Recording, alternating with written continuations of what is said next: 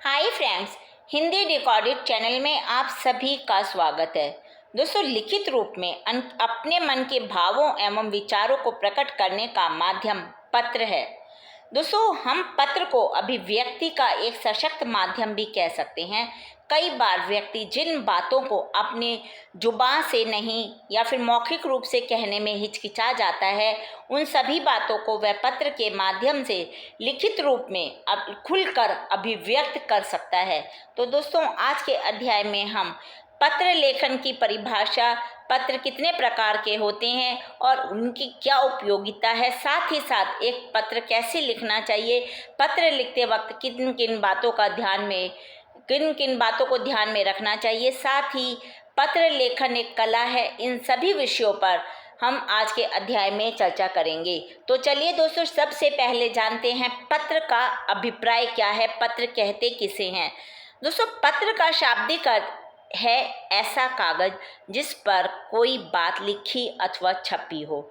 लिखित अभिव्यक्ति की जितनी भी विधाएं हैं, उनमें पत्र लेखन का अपना एक विशिष्ट स्थान है और यह अपनी बात दूसरों तक पहुंचाने का एक सशक्त माध्यम है। आज का युग इंटरनेट का युग है और इंटरनेट के बढ़ते प्रभाव के कारण परंपरागत ढंग से किए जाने वाले पत्र लेखन में काफ़ी कमी आ गई है, लेकिन यह नए नाम ईमेल के साथ पत्र लेखन विधा का काफ़ी विस्तार भी हुआ है। दोस्तों, सरकार की भी यही कोशिश है कि ज़्यादा से ज़्यादा कार्य इंटरनेट के माध्यम से हो, पर चाहे हाथ से पत्र लेखन का कार्य किया जाए या फिर इंटरनेट के माध्यम से। पत्र लेखन एक ऐसी विधा है जो लेखक और पाठक के बीच आत्मीय संबंध उत्पन्न करने में सक्षम होती है। दोस्तों, पत्र दो प्रकार के होते हैं शैली की दृष्टि से: औपचारिक पत्र, अनौपचारिक पत्र। औपचारिक पत्र वो होते हैं जो औपचारिक संदर्भ में लिखे जाते हैं, यानी कि जिन लोगों के साथ इस तरह का पत्राचार किया जाता है जिनके साथ हमारा व्यक्तिगत संबंध नहीं होता, जिन्हें हम निजी तौर पर नहीं जानते। औपचारिक परिवेश होने के कारण इन पत्रों में तथ्यों और सूचनाओं को अधिक महत्व दिया जाता है। दूसरा होते हैं जो दोस्तों अनौपचारिक पत्र, यानी कि ये उन लोगों को लिखे जाते हैं जो हमारे अपने होते हैं, जिनसे हमारा कोई व्यक्तिगत संबंध होता है।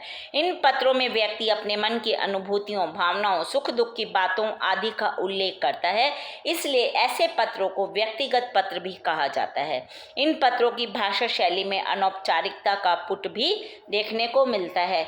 दोस्तों, औपचारिक पत्र और अनौपचारिक पत्र को विस्तार में हम अपने आगे के अध्यायों में जानेंगे। अभी हम जानते हैं पत्रों की क्या उपयोगिता यानी कि महत्व है। दोस्तों, व्यक्ति जिन बातों को जुबान से अथवा मौखिक रूप से कहने में संकोच करता है, हिचकिचाता है, उन सभी बातों को वह पत्र के माध्यम से लिखित रूप में खुलकर अभिव्यक्त कर सकता है। दूर रहने वाले उसके जो भी अपने संबंधी या मित्र हैं, उनकी कुशलता वो जान सकता है, साथ ही साथ अपनी कुशलता उन तक पहुंचा सकता है। इसके अतिरिक्त अन्य कार्यों के लिए भी पत्र लिखे जाते हैं। फ़ोन आदि पर जब हम बात करते हैं तो दोस्तों वो बात अस्थायी होती है और जो पत्र होते हैं वो एक तरह से स्थायी दस्तावेज का काम भी करते हैं। जब हम स्टूडेंट जो होते हैं, विद्यार्थी जो होते हैं, वो जब स्कूल में पढ़ने वाले विद्यार्थियों को जब छुट्टी लेनी होती है तो वो अवकाश लेने के लिए प्रार्थना पत्र लिखते हैं। सरकारी व निजी संस्थाओं के अधिकारियों को अपनी समस्याओं आदि की जानकारी देने के लिए भी पत्र लेखन का ही सहारा लेना पड़ता है। पत्र लेखन दो व्यक्तियों के बीच होता है और इसलिए इसके द्वारा एक तरह से दो हृदयों का संबंध होता है। दोस्तों, अनौपचारिक पत्र जो हमने जाने, उनमें पति पत्नी, भाई बहन, पिता पुत्र, इस प्रकार के हजारों संबंधों की नींव सुदृढ़ होती है। व्यवहारिक जीवन में एक तरह से पत्र जो है वो एक सेतु का, पुल का काम करते हैं। इनसे मानवीय संबंधों की परस्परता सिद्ध होती है, इसीलिए पत्रों का बड़ा महत्व है। क्या महत्व है, चलिए दोस्तों अब हम इनके विषय में जान लेते हैं। पहला है, पत्र साहित्य ही वह विधा है जिसके द्वारा मनुष्य समाज में रहते हुए अपने भावों एवं विचारों को दूसरों तक पहुंचा सकता है, संप्रेषित कर सकता है। अतः व्यावसायिक, सामाजिक, कार्यालय आदि से संबंधित अपने भावों एवं विचारों को प्रकट करने में पत्र अत्यंत उपयोगी होते हैं। दूसरा इसका उपयोगिता, पत्र मित्रों एवं परिजनों से आत्मीय संबंध एवं संपर्क स्थापित करने हेतु काफी उपयोगी होते हैं। पत्र के माध्यम से मनुष्य प्रेम, सहानुभूति, क्रोध, इन सभी अपनी भावनाओं को व्यक्त कर सकता है।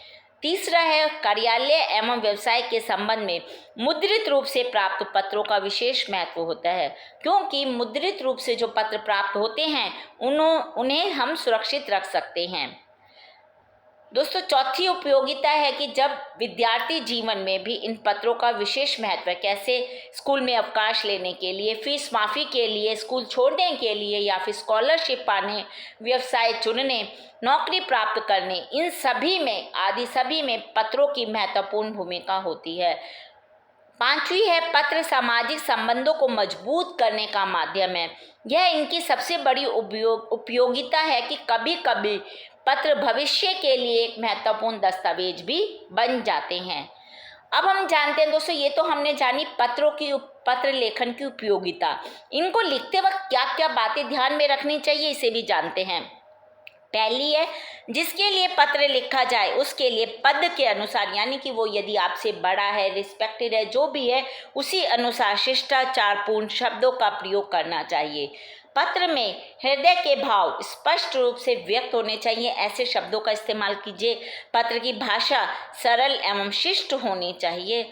पत्र में कभी भी बेकार की बातें नहीं लिखनी चाहिए, केवल जो मुख्य बातें हैं उन्हें ही पत्र में लिखना जरूरी है। पत्र में आशय व्यक्त करने के लिए, अपनी बात को समझाने के लिए छोटे छोटे वाक्यों का प्रयोग करना चाहिए। और सबसे बड़ी बात है, जब आप पत्र पूरा लिख लें तो उसको एक बार अवश्य पढ़ लें। पत्र प्राप्तकर्ता की क्या आयु है, उससे आपका क्या संबंध है, उसकी योग्यता क्या है, इन सभी बातों को ध्यान में रखते हुए अपनी भाषा का प्रयोग करना चाहिए और अनावश्यक विस्तार से हमेशा बचना चाहिए, यानी कि पत्र को बहुत लंबा नहीं लिखना चाहिए। पत्र में लिखी वर्तनी शुद्ध और जो लेख आप लिखे वो साफ होना चाहिए। यदि आप हाथ से पत्र लिख रहे हैं तो अच्छी साफ सुथरी राइटिंग में उसे लिखिए। पत्र में पत्र भेजने वाले और पत्र प्राप्त करने वाले के नाम, पता आदि ये सब स्पष्ट रूप से लिखे होने चाहिए। दोस्तों, पत्र का जो विषय है उससे भटककर और किसी बात का उसमें जिक्र नहीं होना चाहिए, यानी कि व्यर्थ की बातों का उल्लेख पत्र में नहीं करना चाहिए। दोस्तों, अंत में हम जानते हैं पत्र लेखन एक कला है।